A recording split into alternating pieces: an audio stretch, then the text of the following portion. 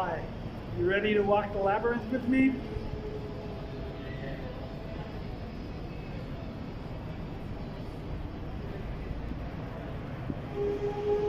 So we're walking the 11 inward paths and then the 11 outward paths, and we will be focusing as we step on the band that we're in. Each band represents one of the energies of tarot. So I will have this deck here, and I will turn over a card. This deck is in order from 21 to 0, and I'll talk through the process.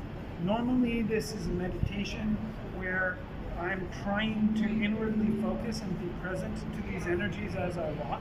So normally when I enter the labyrinth I don't talk, and I work to cultivate these imaginings. Sometimes, of course, my mind will wander, in which case I return to the place and try to regain my bearings. Luckily, I can use the labyrinth itself as a landmark for doing that, but we'll take the process. To start, I usually do some kind of a gesture of opening a doorway and to pass through, to enter into the labyrinth. Stepping here, this is the path of the world. This whole band is the path of the world. So I take the time to really register this symbol and to call all the different versions of the world card that I know in my heart to mind and feel it. And then we step the path of the judgment. Again, just one step, and I really feel it and connect to it. One step into the path of the sun, and one step into the path of the moon. Now I'm going to step out into the star. And as I walk the star, notice that this is 1/4 turn around the tarot. So I'm taking the time, I'm allowing myself to feel the energy, to see the stars, and to really connect until I step out into the tower. And now I'm really sensing the calamity and the noise and the smell of sulfur and all the things associated with the tower for 1/4 turn. And then one step to death, an encounter with shadow. One step, temperance, purification of the soul. One step, death, the putrefaction of metamorphosis. One step, the hangman, inversion, limitation and wisdom. And finally, a half turn around the path of justice. This is like one pan of the scales of justice. And now, stepping back into the hangman. So now, notice that we're right near the center. This is famously the metaphor is sometimes you think you're there only to find yourself winding back up. And sometimes you think you're far away you're right there. But in this case, we're being turned back into the hangman. And this is a whole half turn with the hangman. So the half turns really represent the rise and the fall of the energy. So I really feel the 9 days of the Uji as I walk this path. And then out into the death path. The death path, feeling the metamorphosis, just letting it go. I am a butterfly. And then stepping into temperance. This is a path of the distillation of the elixir. And really feeling and considering the vitriol formula as I step here. And the devil. And this is the first real, other than that initial encounter, this is the full 180 degree arc of the devil. So I'm focusing on this. And then back inwards, So this is going to be the tower. Sorry, did I get that right? This is no temperance again, isn't it? Because it's moving towards that. It's the devil back into temperance. It's back on temperance. Again, you can get confused, so that this is a practice you have to do consistently over time. And then death. And this is the full arc of death, so rising and falling. And really think about all the features of the cards. Challenge yourself to think of as many different death cards that have struck you as you walk this path. And be aware that it continues all the way around. These rings are concentric. This is the ripple. Here's the hangman.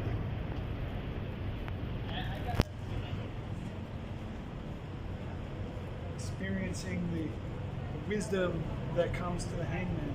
And we're back to justice. And notice that this is also 180 degrees, this path of justice. So the justice path doesn't have 90-degree arcs. It only has 280-degree arcs.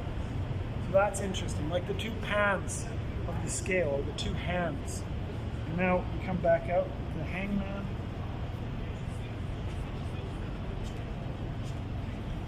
And death.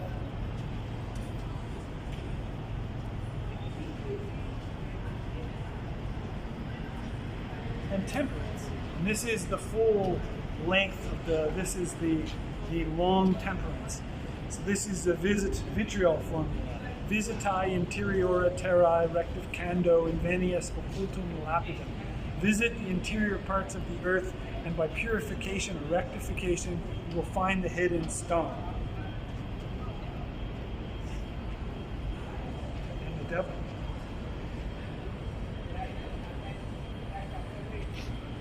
This is dealing with the prima materia, trauma, shadow. This is facing it courageously and gathering it, not wasting it, because we transform it. Don't displace your shadow. Integrate it. The tower. Here's a place, of course, this is the long tower. And this is a place where we can contemplate on the structures created by labels and pressure systems collapsing, falling apart, the feeling, the smell of sulfur, ozone, the breaking of false enclosures, and just let it fall. And the star. And I know as I walk that I'm walking on the surface of like a donut. I imagine that this is one hemisphere of a great donut. And if I looked all the way through, there's a circular cross section. I look all the way through, I can see myself on the other side in the path of the emperor. So the Athbash cards, the polar cards, are present, but they're on the other side of the Labyrinth. And we will encounter them when we come up. So in a way, there's two of us. There's a mirrored reality going on. Here's the moon. Remember, we talked about the moon is the partner of the Empress. This is the long moon card, so I think about this is quite a journey. The Empress is on the other side of it, and this is one of the trial circuit. So this is a density wall. Just moving through that, creating that moon energy, and then the sun. This is a flow circuit. And the other side is priestess. We'll meet her. So this is sun, and feel the golden. I can see this golden ring all the way around. The sun, and then judgment. I'm listening for the trumpet. This is where I hear the trumpet. And I'm right near the outside ring of the labyrinth. So I'm in this busy city. I'm in this really bustling place. But the closer to the inside I get, the more somehow I buffer out the surroundings. But when I get out here to the world, I'm almost in the same. I mean, this is a place where it becomes nullified to the world, right? This is a porous place. I'm walking the path of the world, and I can see that, and I can really, I'm much more connected to the hustle and bustle when I'm on this band. And this is the band which we face the world with. So these are structures that emerge within our ripple field, within ourselves. This is the interface with the rest of the world. And notice that this is a full long arc, right? And we go back into the judgment, hearing the trumpet, waking up. So right on the inside of this outer ring, this outer interface, is the next level of interface. Really, these are buffered interfaces that go from the mundane to the sacred. And so this is the buffer of awakening, and now I'm passing in the sun, and this is the long sun. So this is the full arc of the sun. And I always say hydrate.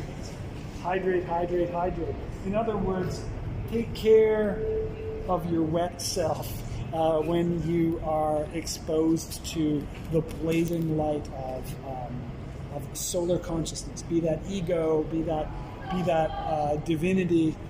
Take care of your wet self. Don't let it dry up. There we go. All right, so we're moving from the sun to the moon. So now this is the moon path. Feeling like the lobster, right? Trying to pass through the path between the fantastic howling animals and the star. And this one's the large star. So here's where I tend to think about the constellations, and really, like, this is a place where I really imagine the most beautiful possible starry night that you can ever remember, where you see the Milky Way and everything, and really let that oasis of just kind of sublime depth hit you while we walk here. And now, is that correct? Oh yeah. Now back to the moon path. You can see how it can be a little bit confusing, so you really do have to know where the paths fall. Luckily, if you make a mistake, you just correct it, right? So practice this until you won't get it right at first. But when you do this enough times, you'll start being able to focus on the right energy at the right stage of the labyrinth. Here we are in the sun. And then the judgment. This is the long judgment. So this is the real wake-up call. This is a really good place to fully consider the bringing up of your energies, commitment to the work, commitment to the path. Raise up the energy and dedicate it to the worthy work as we turn the corner into the world, on the other side of the fool, right? But this is, you will also notice, also a long path, because the world, like the justice, has two long paths. It doesn't have a quarter path. So this is a full, I guess, hemisphere of meditation in the world. So now we've completed the circle of the world. Becoming very aware of the people around us. This is an interesting labyrinth to walk because it's in such a public place, and it's kind of, it's simultaneously profane and sacred, right? And now we take these single steps are really important. This whole column here has the only single steps that you're going to get in the labyrinth walk, and they are not to be glazed over. Feel the energy of judgment. This is the most concentrated singular form you're going to get of it. Feel the energy of the sun, like a single shaft of light hitting you. Feel the energy of the moon. With a few exceptions, all the cards have two 90 degrees, one 180 degree, and one single step. So there's usually 4 different types of length, which correspond to the, I would say, the dilution levels of the energy. So this is the most concentrated level of the energy. So really consider the moon card in its instantaneous, like, kind of concentrated form. And the star, feel it. And then we step up into the tower. And again, feeling the crumbling. This is the completion of the band of the tower too, so that's something to think about. Now the whole band of the tower has been completely walked, so we can just kick off the dust from our feet and walk away from it. Now we have the last encounter with the devil. And while this is one of the short ones, we can consider that this is possibly at its most intense. So I like to think of a really difficult devil encounter right here to the breakthrough point. And then focus, concentrated temperance. Focus, concentrated death. Focus, concentrated hangman, inversion energy, and wisdom. Key of the balance. And then stepping into the whole, into the center. So normally this is a space where I won't speak. I don't speak during the Labyrinth walk, but for the sake of this demonstration, this is a place to contemplate the whole in the donut, so to speak. So if we imagine the surface of the labyrinth we just walked is like a hemisphere, we are now in the center, and when we go back out, we will be actually going out on the other side of that hemisphere. So the walking in is on the top of the donut. This is passing through the portal, and then we're going to come out on the other side.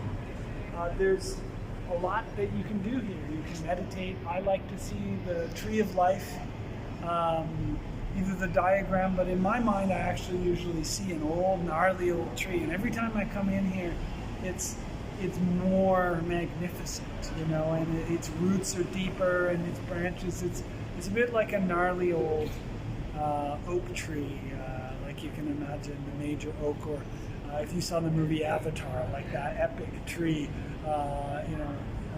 that they all lived in. And so it's a bit like that. So you can imagine the roots going way down and the branches reaching up.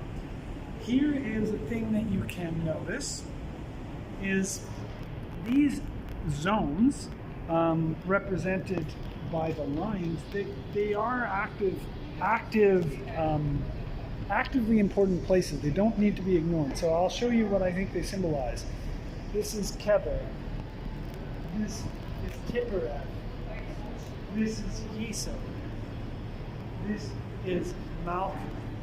And these aren't on the surface. These are rather inside the body of the torus. The torus is a Urus, but we can see this is the central pillar of the tree of life. And now over on this side, I understand this to be Chokmah. And this is Chesed, and this is Netzach. So this is the pillar of mercy. Again, inside in the body. I normally will jump out. Try not to. So this is Bina, and this is Gebura or Din, and this is Hud. So standing here, you can see the 10 spheres, and the 10 spheres contain, of course, all of the minor arcana, right? So the 40 minor arcana are there, as well as the 16 court cards.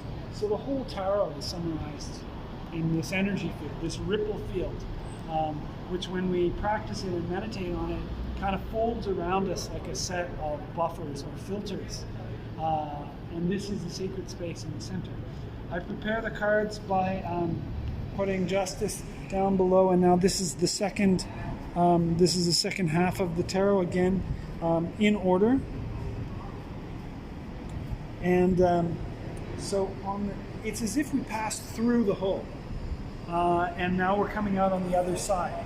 So taking the first step for the wheel, the hermit, strength, the chariot, and the lovers.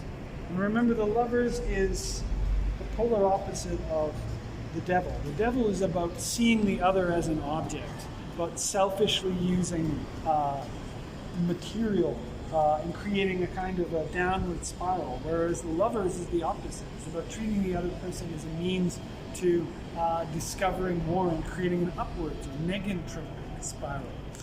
The Hierophant, of course, is the polar opposite of the tower, which makes sense because he's a great librarian and preserver. So as the tower collapses and falls, what's worth saving, the Hierophant preserves. And we step into the Emperor, who's the polar of the star for inspiration. The Empress is the polar of the moon for fecundation. The Priestess is the polar of the sun for inspiration and for illumination. The Magician is the polar of the judgment for intent. And then the Fool. The Fool is the polar of the world. So all of the story of the tarot is the story of the fool and the world. That's all it is. If you want to reduce it to a simple dichotomy, it's the fool walking through the world, and everything else is shades of that journey. So this domain circuit, as I call it, is really the interface with the world, and so this is the journey of the fool. And now this folds back as we move back in towards the center as the Magician. So now I'm thinking about, this is the long magician path. So now I'm thinking really about gathering my magical tool set together, my four tools or weapons, right? The intent, the imagination, the intellect, and the body, which of course are all brought together by the sound of the light of the lamp, if you wish to consider the fifth element. Here is, as I walk through this path, the High Priestess, just connecting to the fountainhead or wellspring. She's like a fountainhead. You can almost see this kind of spring. Her dress becomes like a river. And now the Empress. Empress meaning love, embracing, inclusion, magnetism, charisma, but power. And the Emperor. All these things too that are court and a little bit of fear and boundaries, borders, crystallizations, leverage. This is the long Emperor path. So I'm seeing the manifestation of the demiurge power, right? The tetractys, 1 + 2 + 3 + 4 = 10. Manifesting power there. And now we turn around back to the Empress. So as we walk the Empress path, again thinking of fecundity, thinking of Demeter, thinking of Ceres, and Gaia. The High Priestess, this is the long High Priestess, so this is the path of Isis, Astarte, this is the path of deep eternity. Passing through Malkuth and Isis.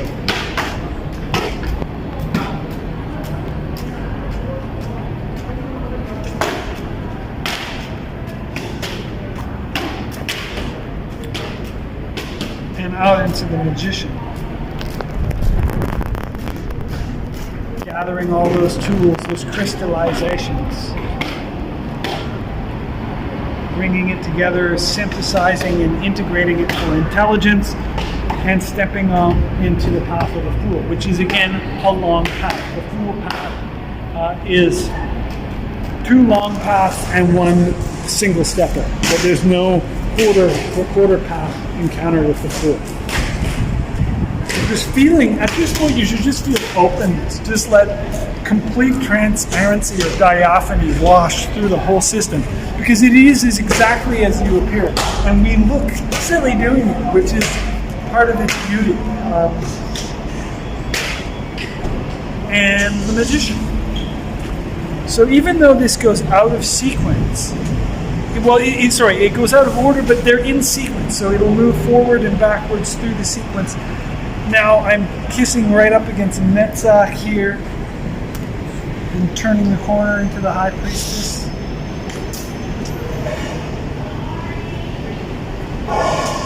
Feeling that flow, that river connect, seeing the whole ring like a living river. And the Empress. I'm walking through a garden, and this is the long Empress. So this is really a full stroll through the gardens of love. Try to have a sense of smells, right? Floral freshness, connecting to that, roses, even pomegranates as well, and the Emperor, feeling that power being manifest, that kind of pyramid power, golden fleece, and coming in the Hierophant as we close in. This is the long Hierophant. So this is the tradition that crosses aeons. The religions, the practices that preserve knowledge, sometimes in a very conservative crust or shell, but notwithstanding the passage of the preservation of tradition over ages, the library preservers, and the lovers. That upward spiral, that negentropic polarity of friendship. And here we are at the Chariot, and this is the long Chariot. So this is the focused, sober movement from A to B. Huge distance. You move further, faster than in any other path while you're on the Chariot. And so it needs your absolute concentration and composure. Moving us back into, this is the strength. Moving us in strength. Feeling how strength is the process of the creation of philosophical goals. The Hermit, going into the inner seed. And then finally, turning the corner into the Wheel of Fortune. So this is another half path, right? So 180s. The wheel is 280s. So the wheel is a polar of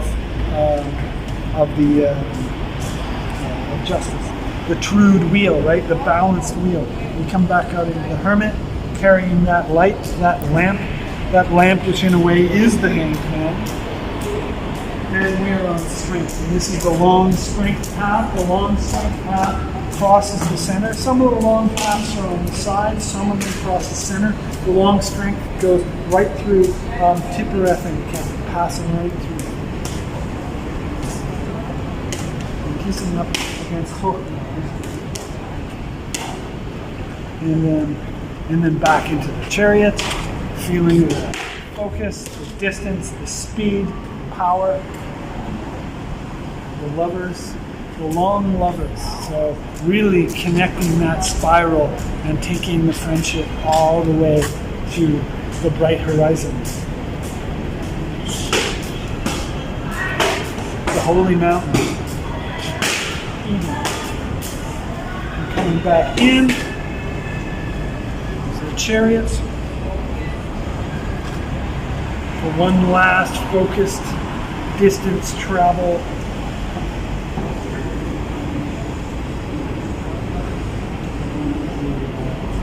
Here, the lovers, right? Yeah. No, not the lovers. This is strength. Strength. Feeling the intensity of strength. This is the long Hermit. This is the pilgrimage across the desert, into the deep forest, into the cavern, into the underworld, past Cerberus and all the way to the core of things to witness that which can never be spoken in words, but is known in the heart. And the second of the wheel paths, completing the wheel, with the exception of that one stepper, which is the pivot of it. And here we are, and we're back in a series of single steps. Single step on the hammer. Single step in strength. Single step in chariot. I suppose some of them have 2 single steps. That's cool. Single step in lovers. And quarter turn in the Hierophant. This is completing the teachings in a way,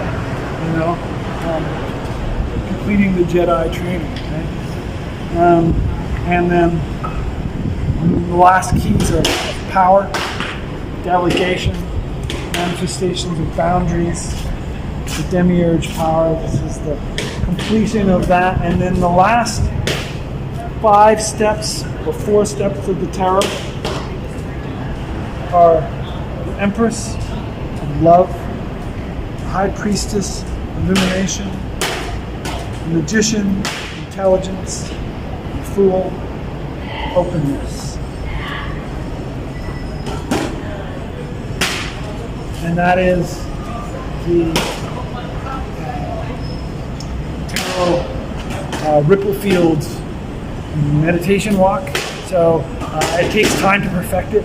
I'm certainly not perfect at it, but every time you do this as a practice, it operates like practicing a form, practicing your scales, and it will strongly integrate your understanding of the tarot into a very robust whole. And it is an Ouroboros, right? It is a toroidal Ouroboros. And you can almost expand it to the thinnest of lines, and imagine when you cast a circle, that the circle you cast is not a simple boundary, but is a compound boundary of these 11 lines, and that will create a type of boundary between outside and inside that is very robust, but also ultimately breathing. It's permeable. It doesn't create this denial of the outside for the inside. It creates a threshold with many variant, nuanced positions on that threshold. And that's the real secret of the Labyrinth, is that between inside and outside, the boundary is not simple. The boundary is nuanced. And when we learn the nuances of the boundary between within and without, we realize that within and without are the same space, and the boundary is a set of filters that we use to distinguish qualities of energy. And so we protect ourselves with it, and we allow our singularities to thrive because we have this understanding. And then ultimately we are one, and we are part of the all, and yet we are singularities at the same time. Both truths are simultaneously affirmed. So thank you. I'm Dr. Peter Duchemin, and this is the Forest of Life Venus calendar week 11 exploration of the phenomenal 11th Chartres Labyrinth that was built by Martha Collard of the Red Door Studios, and we're very grateful to her, even though I've never met her, but I'm grateful that she had the gumption to have this Chartres Labyrinth installed in the piers in downtown Hong Kong. It's phenomenal. It's a gift. Awesome. And the cameraman